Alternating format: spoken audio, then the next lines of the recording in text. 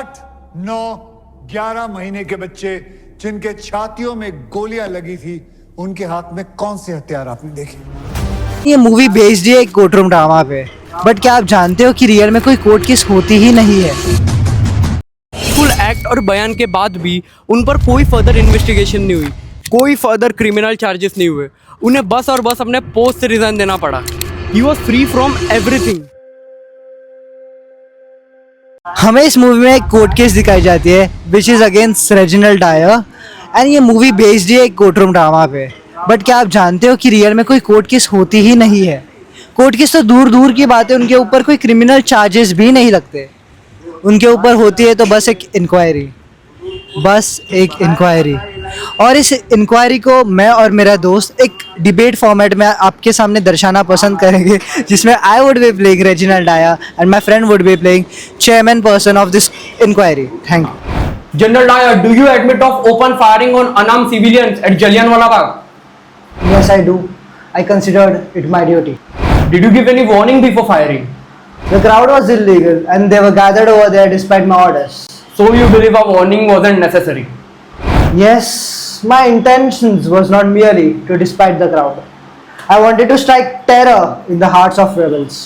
You fired 1,650 rounds of bullets till all the ammunition were exhausted. Do you have anything to say about this? Yes, I directed fire where it could do the most. I wanted to teach them a lesson that would be remembered by their generations. So you meant to massacre them? I would not use that word.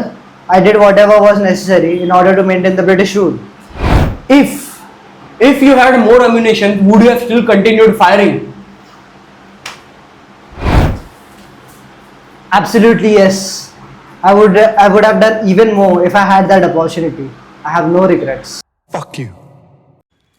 Sir Sardar Udham, ये movie तो सभी ने देखी होगी विकी कौशल की। He shot dead Michael O'Dwyer. अब Michael O'Dwyer कौन है? ये थे गवर्नर ऑफ पंजाब, जो सीनियर थे रेजिनल्ड ओ डायर के। इन्होंने ही रेजिनल्ड ओ डायर के फायरिंग वाले एक्ट को जस्टिफाई किया था। तो सी शंकरन नायर ने जो लीगल बैटल लड़ी against Reginald Dyer, against British government, उसका तो कोई रिस्पॉन्स नहीं आया।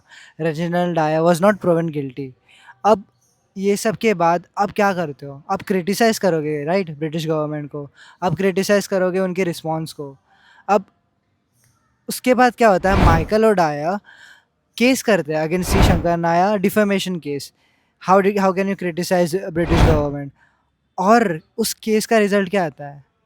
सी Shankar Nair was proven guilty. Like आपके ऊपर अत्याचार हो रहा है, आप उसके अगेंस्ट केस करते हो, उसका कोई जवाब नहीं आता।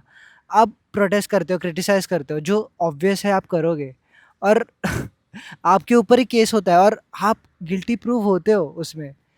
क्या हिपोक्रेट ब्रिटिश गवर्नमेंट थी उस टाइम पे। इस तरीके से ब्रिटिश गवर्नमेंट ने हमें अब्यूज़ किया था।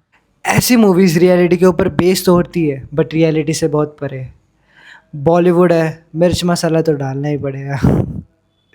बट स्टिल ऐसे मूवीज़ बनने चाहिए क्योंकि वो हमारे लिए इतना इम्पोर्टेंट है। हमारी हिस्ट्री को एक्नॉलेजमेंट मिलती है, हमारे स्कार्स को एक्सेप्ट किया जाता है, which is very important in order to build a strong future. Bollywood will love you. Keep making such movies. Thank you.